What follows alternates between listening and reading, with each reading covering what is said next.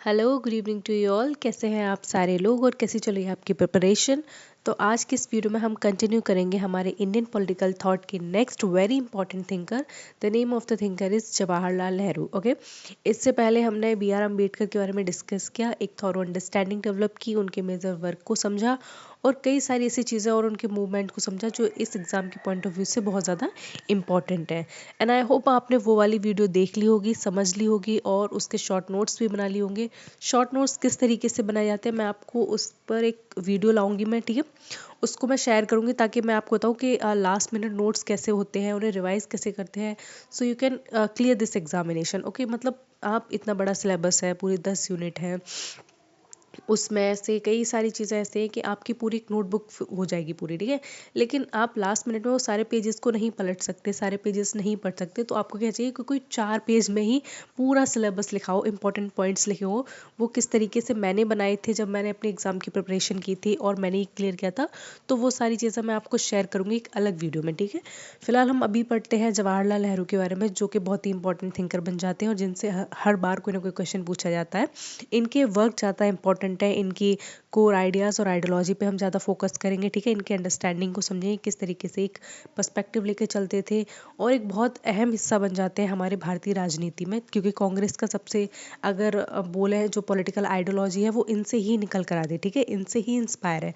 कांग्रेस जो आज एजुकेशन की बात करती है, इंडिपेंडेंट नेशन की बात करती है, नॉन अलाइनमेंट मूवमेंट की बात करती है, अपने जितने भी अचीवमेंट्स की बात करती है, तो वो किसके तर्ज पे करती है? वो नेहरू जी के तर्ज पे करती है, क्योंकि नेहरू जी ने एक बोल सकते हैं एक पाथ दिया है पूरा, ठीक है।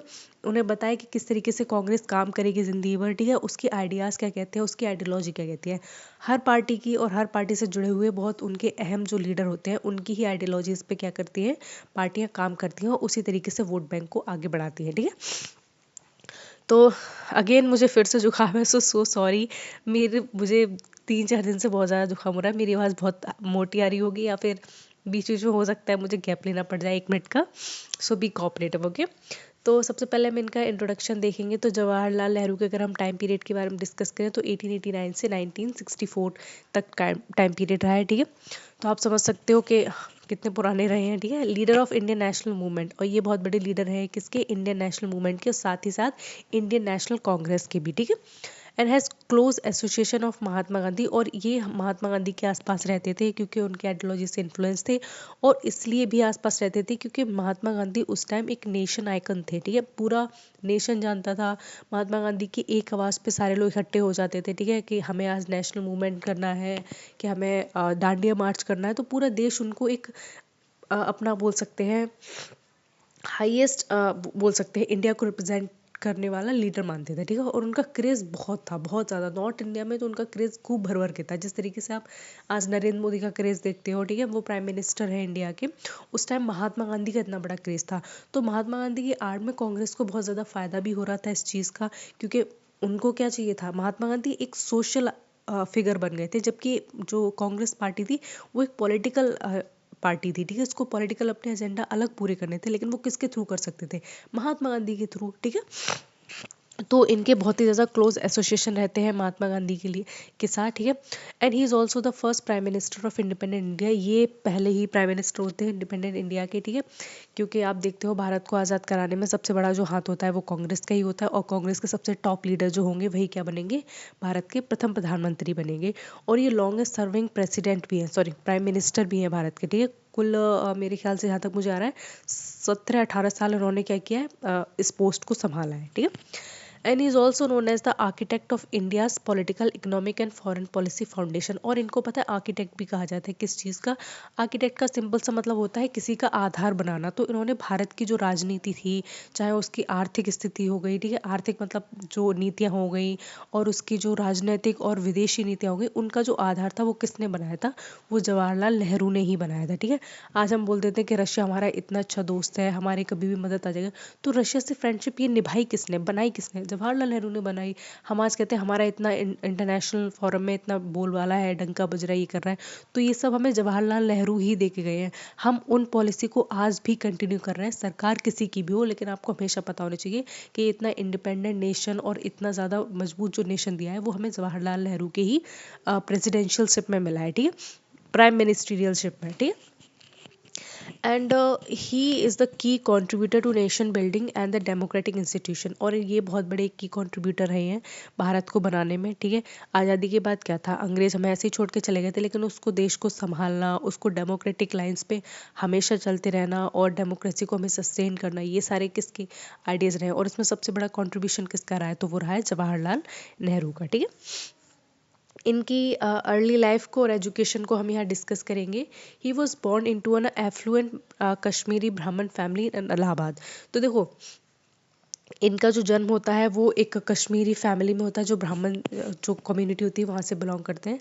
इसीलिए जो हमने जब अम्बेडकर को पढ़ा था तो वो एक एलिगेशन लगाते हैं कि जो कांग्रेस पार्टी है वो ब्राह्मणों की पार्टी है या फिर बड़ी जात वालों की पार्टी। और पेरियार ने भी सेम एक एलिगेशन लगाया था कांग्रेस पार्टी पे कि वो ना बड़े लोगों को सपोर्ट करती है, या फिर जो बहुत ज़्यादा लॉयर्स का पैराडाइस है, इस तरीके की चीज़ें हमें देखने को मिलती हैं जो कांग्रेस पे आरोप लगाए जाते हैं।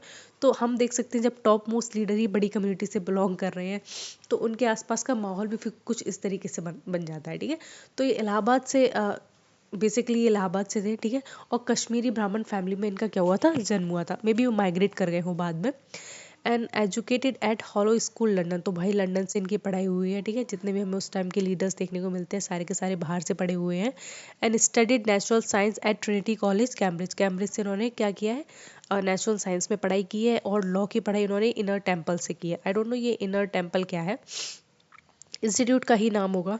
And influence by liberalism, socialism and rationalism during his stay in England. देखो, इंग्लैंड में क्या था उस टाइम, आप देख सकते हो इनका टाइम पीरियड देख रहे हो आप, 18th सेंचुरी या 19th सेंचुरी के पीरियड की बात करें तो आपको अच्छे से वहाँ की परिस्थितियों से अवेयर हो। कैसे, वहाँ पे बहुत बड़े बड़े थिंकर्स वहाँ अपने कंट्रीब्यूशन दे रहे थे। कार्ल मार्क्स जैसे निकल कर आए, Karl Marx, Hegel, Engels, Lenin, ये सारे लोग इसी टाइम पीरियड के हैं।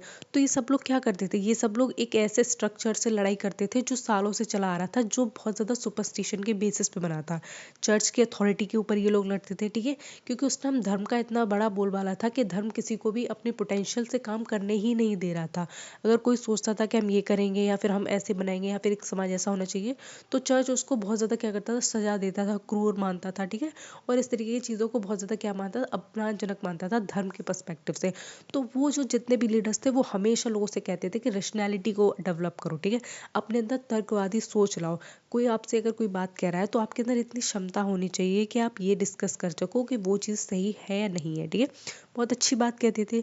उसी तरीके से हमें एक दौर देखने को मिलता है लिबरलिज्म का इसी टाइम पीरियड में, जिसमें हर चीज़ को क्या जोड़ा जा रहा है, एक पर्सनल लिबर्टी के साथ जोड़ा जा रहा है। इंसान को अपने चॉइसेस के बारे में बताया जा रहा है। इंसान को बताया तुम अपने चॉइस का प्रोफेशन कर सकते हो, जहाँ मन करे वहाँ जा सकते हो। कंसेंट की बात हो रही है, इंडिविजुअलिटी की बात हो रही है, टॉलरेंस की बात हो रही है। तो ये सारे आइडियाज़ किस में देखने को, लिबरलिज्म में देखने को मिलते हैं, जो उस टाइम की यूरोप में चल रहे थे। और इन्हीं टाइम पीरियड में जवाहरलाल नेहरू यूरोप में क्या कर रहे थे, पढ़ाई कर रहे थे। जब आप किसी एक ऐसे समाज में रहते हो, ऐसी कंट्री में रहते हो जो खुले विचारों की है, तो आपको क्या लगता है, आपके विचार वहाँ से क्या बहुत ज़्यादा कॉन्ट्राडिक्टरी होंगे? बिल्कुल नहीं होंगे। आप जिस समाज में रहते हो वैसा ही समाज आपके विचारों का क्या करता है, एक तरीके से बोल सकते हैं कंपोजिशन करता है, ठीक है। आपके थॉट किस तरीके के होंगे वो आपका समाज डिसाइड करता है, वो आपकी एजुकेशन डिसाइड करती है। तो इतनी अच्छी एजुकेशन ले रहे हैं, साथ में सोशलिज्म की और लिबरलिज्म की और रैशनलिज्म को ही इतना ज़्यादा कोर में मान रहे हैं अपने आइडियाज़ में, तो आपको खुद पता होना चाहिए कि इनके आइडियाज़ में क्या चीज़ निकल कर आएगी, ठीक है। नेक्स्ट हम यहाँ पे डिस्कस करेंगे, हाँ, एंट्री इनटू इंडियन पॉलिटिक्स। अब इन्होंने इंडियन पॉलिटिक्स में अपनी एंट्री किस तरीके से की और क्या क्या इनके कंट्रीब्यूशन रहे हैं, वो चीज़ें हम डिस्कस करेंगे आगे, ओके। तो यहाँ पे हम देखेंगे he entered into Indian National Congress in 1990। तो 1919 में इन्होंने क्या किया, जब भी लंदन से अपनी पढ़ाई पूरी कर आई तो इन्होंने भारत में आते ही क्या किया, कांग्रेस पार्टी को ज्वाइन किया। उस टाइम कांग्रेस पार्टी में अलग लोग थे, ठीक है। क्योंकि कांग्रेस कब बनी है, 1885 में बनी है, जो सो ए.ओ. ह्यूम ने उसका गठन किया था। तो उस टाइम टॉप मोस्ट लीडर्स थे, इनसे भी बड़े थे। लेकिन जब ये एजुकेशन कंप्लीट कर आए तो इनके अंदर भी वो चीज़ थी कि मुझे इंडियन पॉलिटिक्स में एंटर करना है, इंडिया को इंडिपेंडेंट बनाना है और इंडिया की पॉलिटिक्स को आगे चल के शेप करना है, ठीक है। क्योंकि उस टाइम मैंने एक सुना था, एक टीचर से मुझे बताया था जो मेरे सीनियर टीचर थे, कि उस टाइम इंडिया में एजुकेशन सिस्टम इस तरीके का था, जब ब्रिटिशर्स हमें आज़ाद करके गए, कि किसी को भी पकड़ लेते तो पूछते थे तुम कितने क्लास तक पढ़े हो, तो वो कहता मैं 6 क्लास तक पढ़ा हूँ। तो वो कहते थे अच्छा तुम 5th क्लास तक के बच्चों को पढ़ा लोगे तो चलो तुम आज सरकारी टीचर बन गए। तो ये चीज़ थी। और सोचो उस टाइम ये सारे लोग लॉ की पढ़ाई कर कर आ रहे हैं, वो भी लंदन से, कैम्ब्रिज यूनिवर्सिटी, हार्वर्ड यूनिवर्सिटी से। तो ऐसे लोगों का फ्यूचर बहुत ज़्यादा ब्राइट था उस टाइम। और उन्हें तो भाई एक इंडियन नेशनल कांग्रेस तो ऐसा है कि आपको आओ सोने की थाली में खाना परोसा हुआ मिल रहा है, ठीक है। तो बड़े बड़े जितने भी लोग थे, जितने बहुत ज़्यादा हाईली इंटेलेक्चुअल थे, वो आके डायरेक्ट कांग्रेस पार्टी से मिले, क्योंकि सारे लोगों का गोल क्या था, इंडिया को इंडिपेंडेंट कराना, ठीक है। एक ऐसे नेशन, क्योंकि सबको पता था कहीं ना कहीं चल के भारत आगे आज़ाद होने वाला है, लेकिन सब चाह रहे थे कि हम हमारा कंट्रीब्यूशन रहे, ठीक है। गांधी जी अलग चाह रहे थे कि हम भारत को एक ऐसे भारत का निर्माण करना चाहते हैं, उसी तरीके से अंबेडकर जी थे जो बाहर से पढ़कर आए थे, वो अलग भारत का निर्माण करना चाह रहे थे। और नेहरू जी थे, वो भी अलग एक भारत का निर्माण करना चाह रहे थे, ठीक है। मतलब इनकी पॉलिटिक्स, इनकी सोच अलग थी। तो उन सोच और उन एस्पिरेशन के साथ ये सारे लोग राजनीति में कूद जाते हैं, ठीक है। और उसके बाद क्या करते हैं, कोई कॉन्स्टिट्यूशन लिखता है, ठीक है। कोई अब कॉन्स्टिट्यूशन के जस्ट लिखने के बाद ही प्राइम मिनिस्टर बन जाता है, और फिर ये नेशन को रन करते हैं। आज प्रेजेंट डे आप अब भारत की स्थिति ये देख रहे हो, या फिर भारत की पॉलिटिक्स देख रहे हो, ये रूटेड बैक है कहाँ से, जहाँ से हमें इंडिपेंडेंस मिली है, ठीक है। And later he was influence deeply by Gandhi non cooperation movement. तो बाद में क्या होता है, जो गांधी जी ने एक नॉन कॉपरेशन मूवमेंट चलाया था भारत में, उससे ये बहुत ज़्यादा इन्फ्लुएंस हो जाते हैं, ठीक है। And actively involve in civil disobedience and quit India movement. और बाद में चल के क्या कहते हैं, गांधी जी के साथ ही जिस सिविल डिसोबीडियंस और क्विट इंडिया मूवमेंट में ये क्या करते हैं, एक बढ़ चढ़ कर हिस्सा लेते हैं, और हमेशा गांधी के आसपास ये दिखाई देते हैं। And became Congress president multiple times, 1929 being the most significant। तो देखो ये ना कांग्रेस के प्रेसिडेंट बन जाते हैं। कांग्रेस का प्रेसिडेंट का मतलब है, उस टाइम कांग्रेस के बहुत सारे सेशंस हुआ करते थे, ठीक है। मतलब कांग्रेस की मीटिंग होती थी, तो वहाँ पे प्रेसिडेंट को इलेक्ट करके तब मीटिंग को बुलाए जाते थे। तो ये कई बार प्रेसिडेंट बने, जिसमें 1929 में ये बहुत ज़्यादा सिग्निफिकेंटली जाने जाते हैं, क्योंकि इसमें पूर्ण स्वराज की बात हुई थी। उन्होंने बोला था कि हम भारत को आज़ाद ही करा के मानेंगे, और इससे ज़्यादा हमें कॉम्प्रोमाइज़ करना नहीं है। हमें कोई लॉलीपॉप नहीं चाहिए, हमें सीधे सीधे भारत को आज़ाद कराना है। अंग्रेज़ हमें इस देश में चाहिए ही चाहिए नहीं, ठीक है। तो इस तरीके का इनका बहुत क्लियर स्टांस था कि हमें नहीं चाहिए ब्रिटिशर्स इंडिया में, हम अपने इंडिया को अपने तरीके से रन करेंगे, और हमें ब्रिटिशर्स से कम्प्लीटली इंडिपेंडेंस चाहिए। एंड 1929 लाहौर सेशन पूर्ण स्वराज की इसमें बात करते हैं, जिसको कंप्लीट इंडिपेंडेंस भी कहते हैं। उसमें ये रेजोल्यूशन पास कर देते हैं कि हम हर हाल में क्या करेंगे, ब्रिटिशर्स को यहाँ से भगाएंगे और भारत को एक स्वतंत्र राष्ट्र बनाएंगे, ठीक है। साथ में इनकी पॉलिटिकल आइडियोलॉजी भी समझ लेते हैं कि चलो ठीक है, तुम ब्रिटिशर्स को यहाँ से भगा तो दोगे और भारत को एक स्वतंत्र राज्य बना लोगे, ठीक है। लेकिन उसके बाद ये कैसा दिखेगा, मतलब एक राज्य की क्या पॉलिटिक्स होगी, उसमें कौन कौन सी चीज़ें ऐसी आप शामिल करना चाहते हो, क्या आपका पॉइंट ऑफ व्यू है। तो सबसे पहले जो निकल कर आता है, वो कहते हैं हम भारत को एक डेमोक्रेटिक सोशलिज्म बनाएंगे। डेमोक्रेटिक सोशलिज्म का मतलब होता है जहाँ पे डेमोक्रेटिकली चीज़ों को क्या किया जाए, बहुत ज़्यादा वेलफेयर ऑफ पीपल के लिए यूज़ किया जाए, ठीक है। लोगों के हित के लिए यूज़ किया जाए, समाज के लिए यूज़ जाए, इस तरीके के स्ट्रक्चर की बात करते थे, जिसमें ये एडवोकेट करते थे मिक्स्ड इकोनॉमी को, ठीक है। ऐसी इकोनॉमी होगी जिसमें क्या होगा, कैपिटलिज्म और सोशलिज्म के दोनों फीचर कैसे होंगे, मिक्स्ड होंगे, ठीक है। जो बड़े बड़े यूनिट्स हो गए, या फिर बड़ी बड़ी जो कंपनीज इंडस्ट्रीज होंगी, वो कौन करेगा हैंडल, उसको सरकार हैंडल करेगी। और जो छोटे मोटे इंडस्ट्रीज आप खोलना चाह रहे हो, या सोशल सर्विसेज देना चाह रहे हो, उसके लिए कुछ भी चीज़ें खोलना चाह रहे हो, तो वो लोग अपने हाथ में रखेंगे, ठीक है, क्योंकि हमें लिबर्टी भी लोगों को देनी है। एंड ये also emphasise on state led industrialisation. और ये एम्फोसाइज करते थे कि जो अब इंडस्ट्रियलाइजेशन होना चाहिए, ठीक है। इंडस्ट्रियलाइजेशन को बोलते हैं कि जब बड़ी बड़ी कंपनी लगनी चाहिए, चाहे वो एक तरीके से बोलते हैं एनर्जी कम होती हैं, जैसे हम इलेक्ट्रिसिटी वगैरह बनाते हैं, ठीक है। दूसरा हो गया, मैं बोलती हूँ नेशनल लेवल पे एटॉमिक एनर्जी प्लांट्स लग रहे हैं, और भी कई सारी चीज़ लग रही हैं, तो उनका जो मास लेवल का इंस्टॉलमेंट है, वो स्टेट के द्वारा ही होना चाहिए।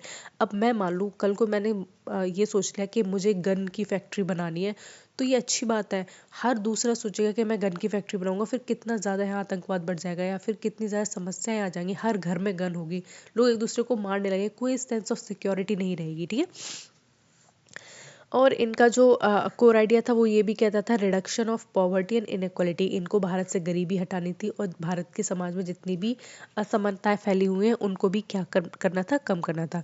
दूसरा इनका कॉन्सेप्ट रहता है सेकुलरिज्म का, कि भारत को एक ऐसा देश बनाना है जिसमें क्या हो, धर्म की राजनीति बिल्कुल भी ना हो। ठीक है, जिस तरीके से आज नरेंद्र मोदी करते हैं बिना धर्म की राजनीति, तो उसी तरीके से। ठीक है, जस्ट अ जोक अपार्ट। एक मिनट। यहाँ पे इंडिया को एक सेकुलर स्टेट देखते हैं ये। ठीक है, कहते हैं कि भारत एक सेकुलर को क्या कहते हैं, धर्मनिरपेक्ष राज्य होना चाहिए जहाँ पे सारे के सारे धर्मों को क्या हो, इक्वली रिस्पेक्ट दिया जाना चाहिए। ठीक है, साइंटिफिक टेम्पर को डेवलप करने की बात करते हैं। वो कहते हैं कि आप जितना भी सुपरस्टिशन में चल रहे हो या फिर आप जितना अंधविश्वास फैला रहे हो उन सबको छोड़ दो। ठीक है, एक ऐसे देश की कल्पना करो जो रैशनैलिटी पर चले। ठीक है, जिसकी साइंटिफिक अप्रोच हो, साइंस में बिलीव करता हो और मॉडर्न एजुकेशन को बहुत ज़्यादा सर्वोपरि मानता हो। ये बात बिल्कुल सही है।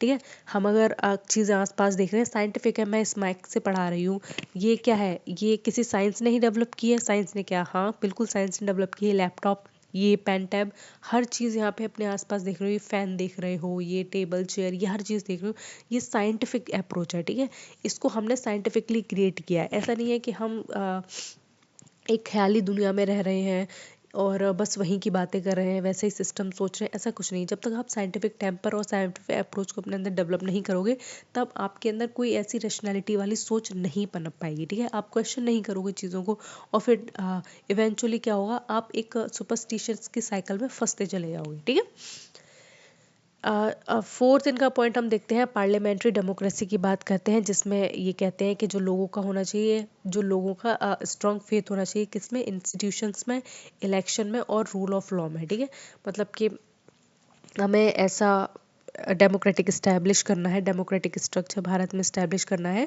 जो पार्लियामेंट्री फॉर्म पर हो। ठीक है, यहाँ पे लोग क्या करें, अपने लीडर्स को डायरेक्ट इलेक्ट करें और उन लीडर्स को जाकर सत्ता में बिठा लें और वही लोग क्या करें, भारत के भविष्य को डिसाइड करें। इस तरीके की बातों को कौन सोचते हैं, जवाहरलाल नेहरू सोचते हैं। ठीक है, नेक्स्ट हम इसमें डिस्कस करने की नेहरू एंड इंडियन कॉन्स्टिट्यूशन। तो नेहरू को पढ़ेंगे और भारत के संविधान को पढ़ेंगे। He played a major role in constituent assembly. तो आपको सब पता है कि भारत में जो संविधान है वो किसने बनाया है, कॉन्स्टिट्यूएंट असेंबली में बनाया है। तो उसके एक बहुत बड़े एक्टिव मेंबर रहे हैं Nehru.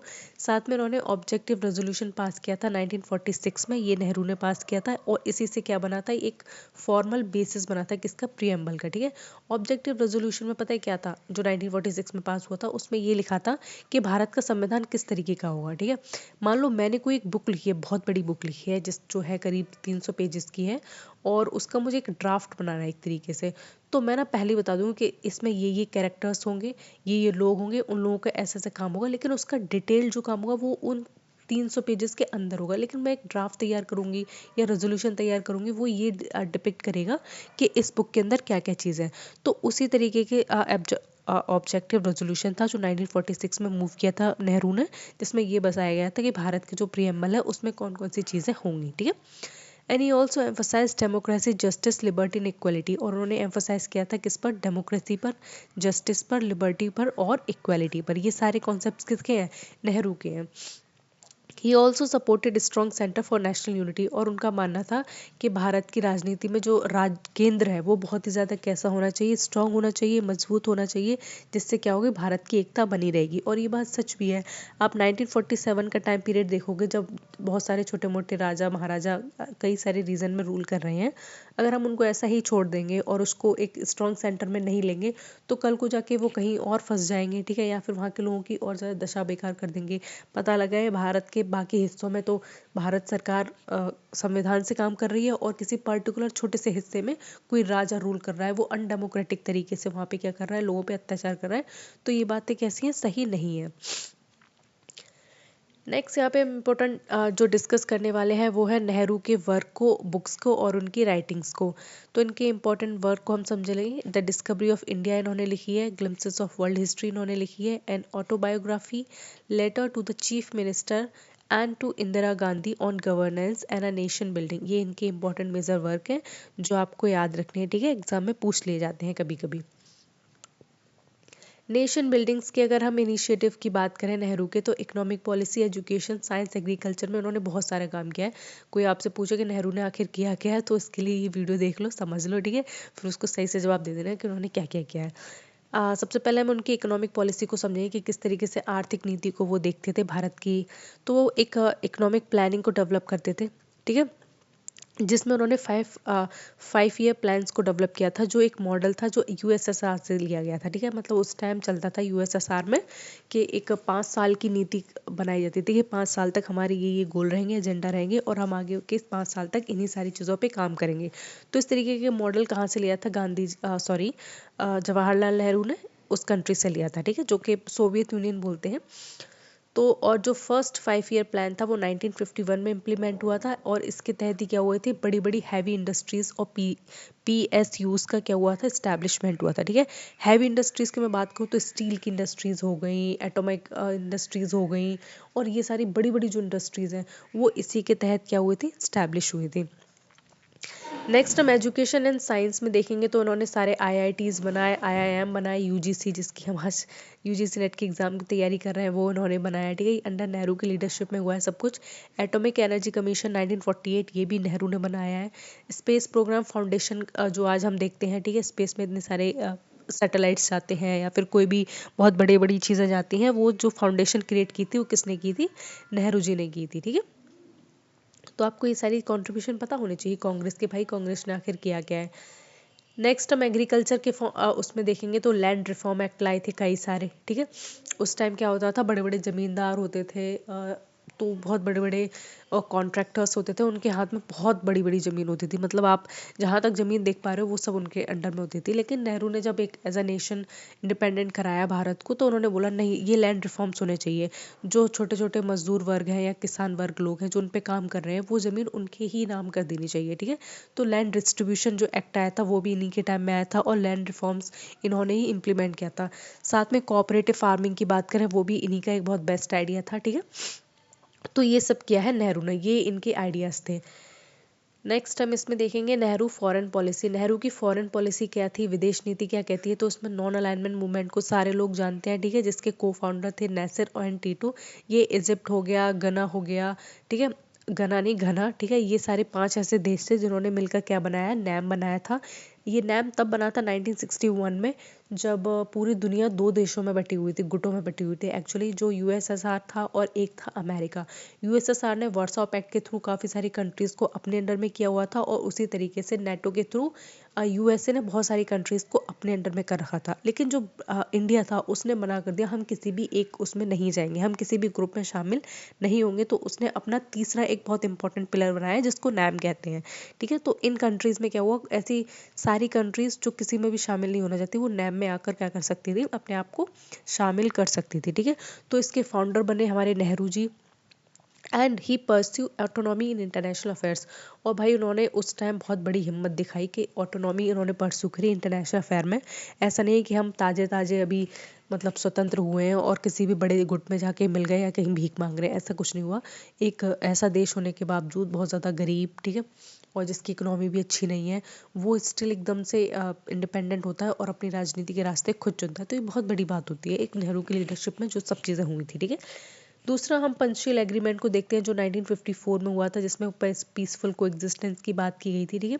Respect for territorial integrity की बात की गई है। जो पंचशील एग्रीमेंट है वो चाइना के साथ हुआ था, जिसमें ये कहते हैं कि हम एक दूसरे की जो बाउंड्रीज हैं उनको रेस्पेक्ट करेंगे, ठीक है। जो इंटरनल अफेयर्स हैं एक दूसरे कंट्रीज़ के, उनमें हम क्या नहीं करेंगे, दखल अंदाजी नहीं करेंगे और आराम से रहेंगे, टेररिज्म को ख़त्म करेंगे, घुसपैठियों को नहीं घुसने देंगे। तो ये सारी चीज़ें अच्छी अच्छी थी, वो इन सारे एग्रीमेंट्स में थी, ठीक है। एंड एफ्रो एशियन सॉलिडरिटी की बात करते हैं, जिसमें बैंडोइंग कॉन्फ्रेंस जो हुई 1955 में, तो वो भी आपको रिमेंबर रखनी है। एंड इंडिया चाइना की अगर हम पॉलिसी की बात करें तो हिंदी चीनी भाई भाई एक इनिशिएटिव और इनिशियली इसको स्टार्ट किया गया था।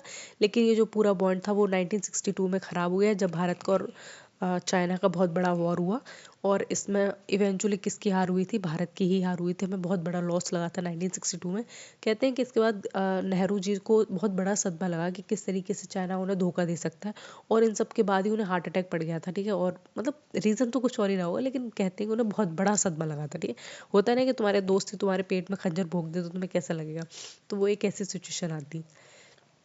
मेजर अचीवमेंट देखेंगे नेहरू की तो एक लॉन्गेस्ट सर्विंग प्राइम मिनिस्टर रहे हैं इंडिया के, ठीक है।